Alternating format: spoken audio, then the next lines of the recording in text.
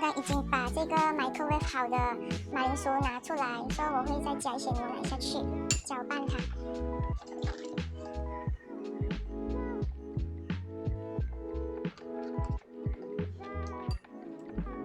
好像这样子，你看到好像还很干这样子哦，就是牛奶放的不够多了，所以我会再加一些牛奶。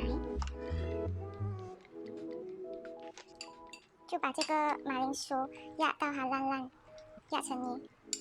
刚才我有放了一些的这个牛油，然后我有放了一些黑胡椒粉，然后我还有放了一些的盐，然后我就继续这样子搅拌，然后这样子就好了。然后我们现在去做酱汁。